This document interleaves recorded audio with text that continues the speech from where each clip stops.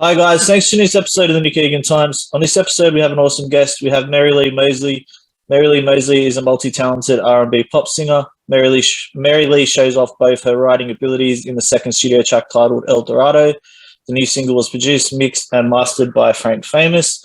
El Dorado is a sultry, dark pop R&B with deep undertones on the effects of toxic masculinity.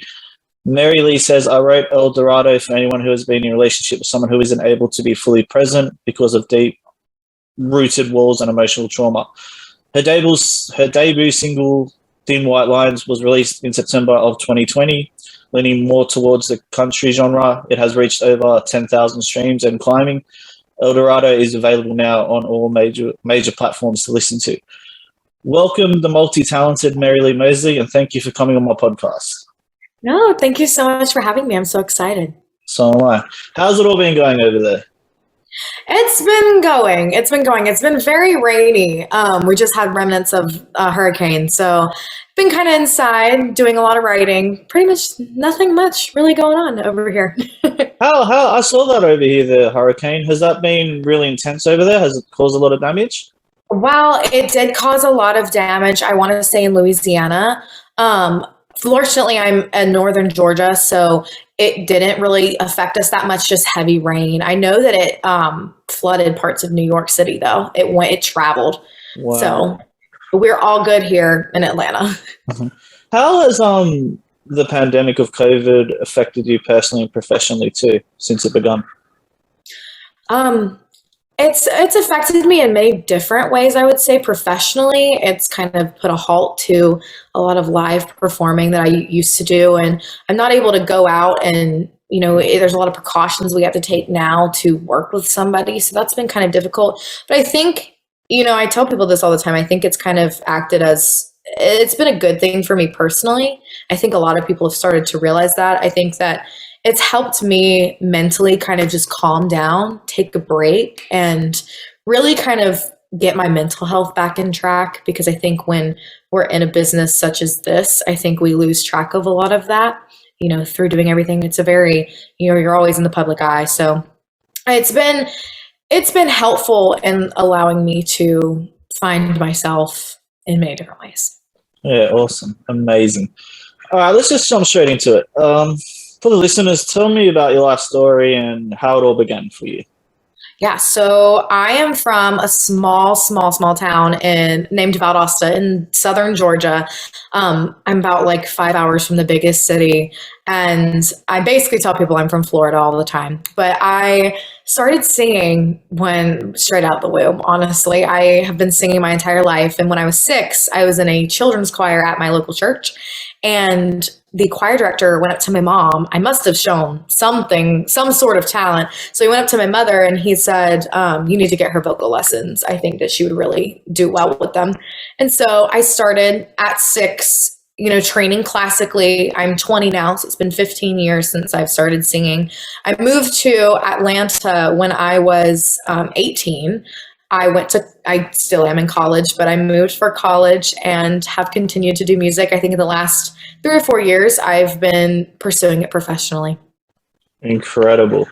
Tell me about the music. So the 2 tracks that obviously I mentioned initially in the introduction, talk to me about those and the process of those songs.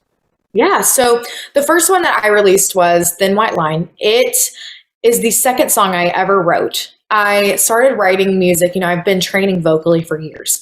I started actually getting into writing about 2 years ago when I moved up here, and I met my mentor, vocal coach, Heidi Higgins.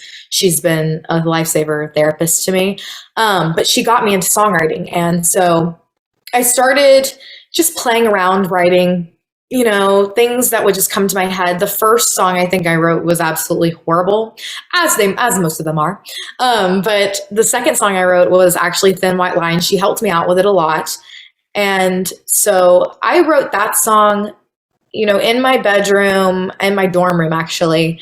And for me, Thin White Line was really just a song about when you've reached the breaking point of a relationship. I know that we've all been through it. I've definitely been through my fair share of heartbreak. And I think it's just a song for people who are heartbroken and, you're in that final stretch. There's always that final stretch when things are about to end and you don't really want them to, but you know that it's probably best. And so it's like, just, one more time, like, let's, let's see what we can do, if we can fix it. And then eventually, you can't, but that is how that song kind of came about. And I recorded it in Atlanta with Jan Smith and Jesse Owen Aston, who are incredible in their own right. Jan Smith is one of the best vocal coaches in the industry right now. She's worked with Usher, Justin Bieber, just amazing artists. And so working with them was really amazing. I then, waited a little while. I put that song out. It was great. It got, a lot of buzz around it. And so I got more into writing, and writing for me became a therapy. I would say I was able to, I'm a poet. I'm really good at poetry, and I have been. I'm just a creative kid. I wrote all the time. I wrote novels when I was like 11 on my computer for fun. So I, started just writing all the time. And El Dorado actually came up while I was driving home in the car, and I'm a really big history nerd as well. So El Dorado is a famous story about the lost city of gold. And I think I just listened to like a podcast, or I had a lesson about it in one of my classes. So I just got the beginning of it, can't get to you, you're made of gold, in my head, and I couldn't get rid of it. So I started writing it on the road. I finished it when I got home, wrote it in about a day, and then I met with my producer, Frank, and got started on it. I didn't think I sent him a bunch of songs. I didn't think he was going to pick that one, to be truthful with you, but it's done very well. I think it really puts into perspective, people who are in relationships with a little, like I said, with mental blocks, and also the toxic masculinity that, exists in this world. It really is kind of like a love letter to, I would say, to a guy or to anybody who can't really express their emotions because they've been told not to their entire lives. So that's El Dorado, and it's done pretty well so far. Fabulous. Great insights. Tell me what else inspires you daily, I guess, for your music and just personally in life as well. My grandmother was actually a really big inspiration in my life. She passed when I was 12, but she, I always talk, when people ask me what inspires me, it's always her. She's really musical, and she knew before I even did what I was meant to do with my life. I think at 3 years old, she was telling everybody, oh, she's going to be a singer. She's going to do music for the rest of her life. And she's the one that got me started. She, sang with me at the piano when I was little. There's pictures of us at the piano together. And so that, she really, every day I think about her. I just got a tattoo in honor of her. And she really has been a driving force in what I do every day. Astonishing. I guess looking back, obviously, in the career you've had so far, what are the biggest learnings? What's the things that have really stuck out for you that you've learned so far? I've learned a couple of different things. I've gotten a lot of advice from people that has just been so helpful. A couple of things come to mind. The first one is, don't be afraid to reach out to somebody. I think that that's something that a lot of newer artists get in their head. I can't reach out to them. They'll say, that they don't want to work with me or whatever. The worst you can get is a no. And I think that part of why I've been, successful is because I'm really good at reaching out and setting up meetings and talking to people who I, probably should be more scared to talk to.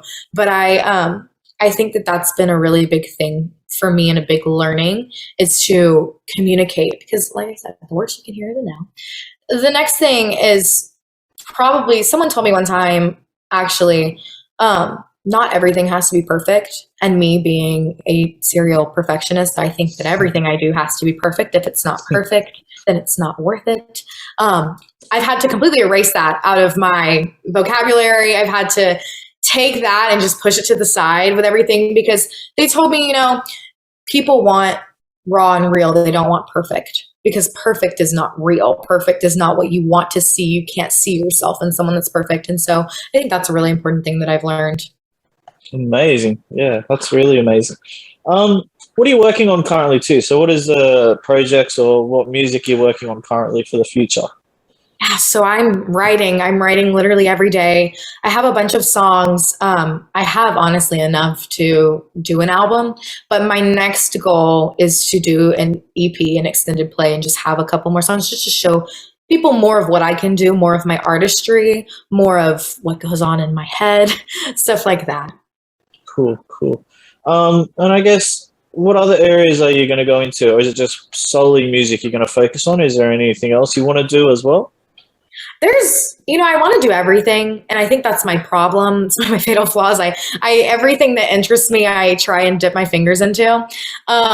There's nothing in particular I could say right now that really want to do, but I would say in the future, when I'm comfortable in a comfortable place with my music and stuff like that, I definitely want to branch out. Like I said, when I was 11, I was writing novels. I could, maybe write a book one day. That'd be kind of fun. Add that to the list of things that I've done. I love to do everything. So, honestly, any opportunity that arises, I'll probably do it. Fantastic. What are your other hobbies and passions aside from obviously your busy schedule and everything you're doing currently? What do you like to do in your downtime? I really like to, go work out. I was doing CrossFit for a little bit, and I really enjoyed that.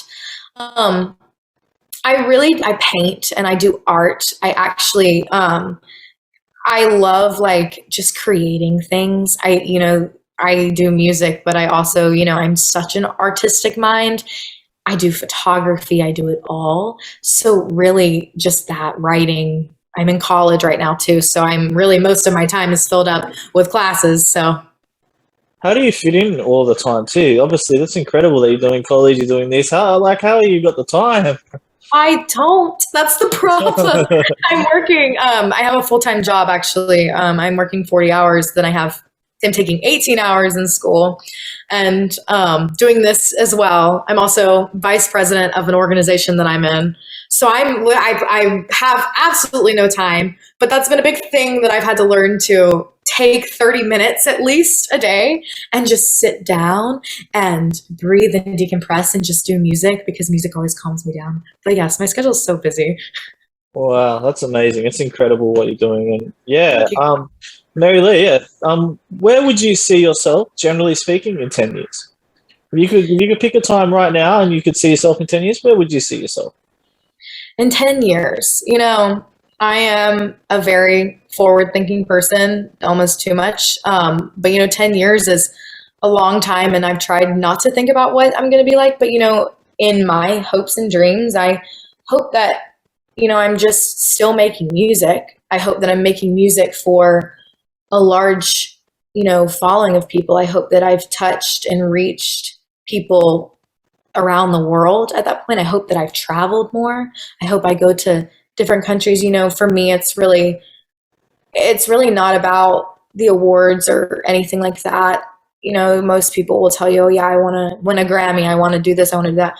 That would be nice. But for me and what I've learned in the past couple of years is just, I want to be doing music and I want to be happy. And so in 10 years, I hope that I am still rocking, still playing music, still, meeting as many people as I can.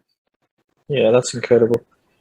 Yeah, Mary Leigh, thank you for coming on podcast. I do appreciate it. I think you're on an amazing trajectory in life. Just everything you're doing, it's incredible. It's fantastic. Yeah, I wish you nothing but the best in all your future ambitions and everything you're doing.